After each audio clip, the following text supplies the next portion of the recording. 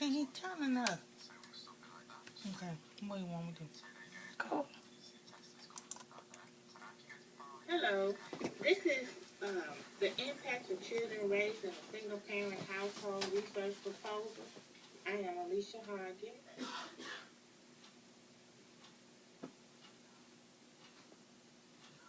I'm going to do the background and history of the problem.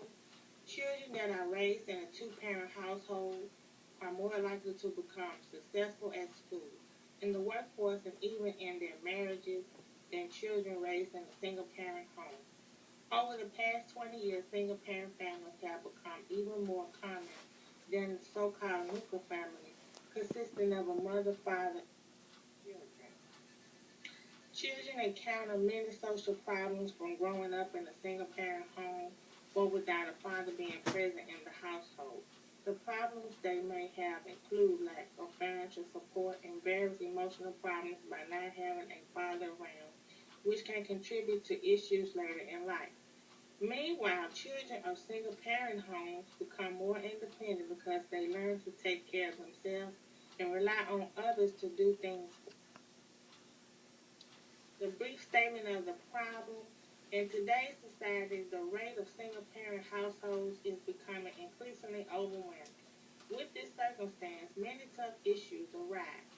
Children raised in single parent households are more likely to drop out of school, their mothers become pregnant as a teen, have mental health issues, commit crimes, and divorce in adulthood. Some of the statistics are in 1970, single parent families made up only 12% of the population. By 2003, the percent has increased to 26%. Currently, it is expected that half of the children born today will spend some part of their childhood in a single parent family. Less than half, 46%, of U.S. children younger than 18 years of age are living in a home with two married heterosexual parents in their first marriage. This is mar- this is a marked change from 1960 when 73% of children fit this description. The majority of black children nationwide, 54%, are being raised in by single mothers. Only 12% of black families below the poverty line have both parents present, compared with 41% of poor Hispanic families and 32% of poor white. This is a graph that shows 34.5 was black single parent household. The white was 21.8. The immigrants had 10.9, and others.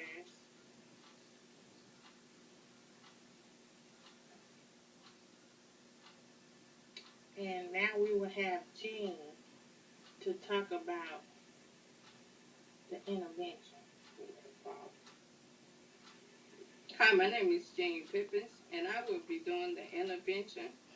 The intervention, one, empowering clients support their activities and capacity to address their own issues and values through unique and skills.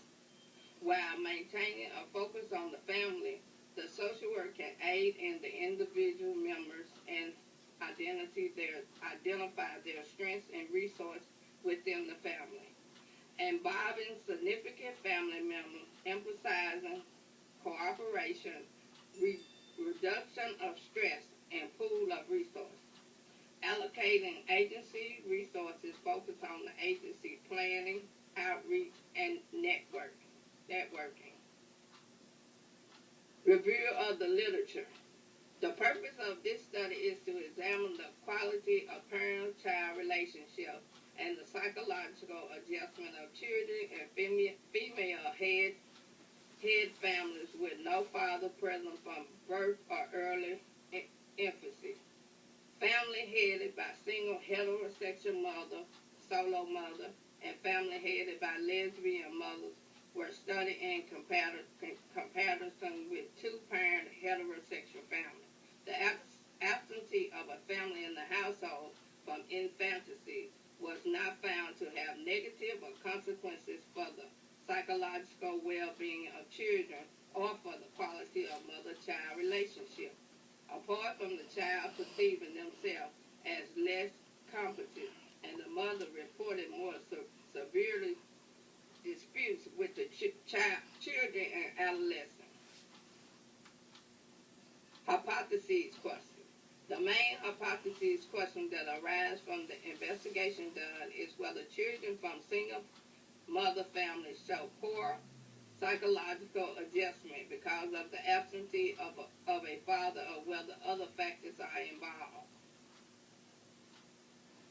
Divorce parental separation. The negative psychological consequences for children of parental separation or divorce are mediate to a large extent through parenting. The finding of this study showed that children raised by solo heterosexual mothers or lesbian mothers from infancy continue to function well as they enter adulthood. This study is the development of children in single-head families from infancy have allowed an investigation of the efforts of growing up in a family-headed family without the confinement efforts of factors associated with parental separation and divorce. Hello, I'm Tequila Brown, and I will be discussing the theoretical framework. The theory used in this research is structural functionalism. The theory sees society as a complex system whose part works together to promote solidarity and stability.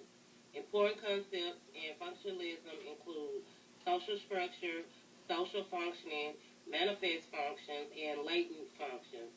It asserts that our lives are guided by social structures, which is relatively stable patterns of social behavior.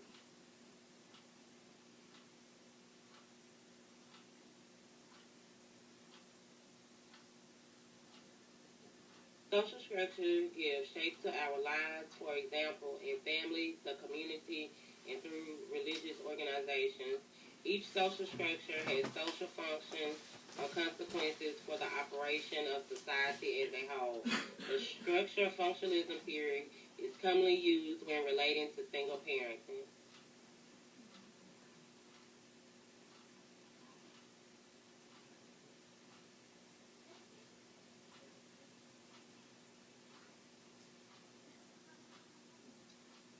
Conclusion. The finding of this study shows that children raised by single mothers from infancy continue to function well as they enter adulthood.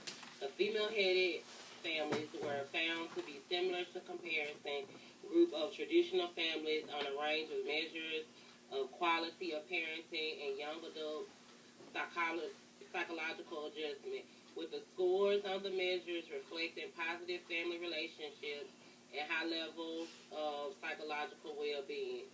The differences that were identified between family types indicated that most mother-headed households were more emotionally involved than their young adolescent children than were mothers from traditional families, a finding that did not apply related to fewer siblings in the family home.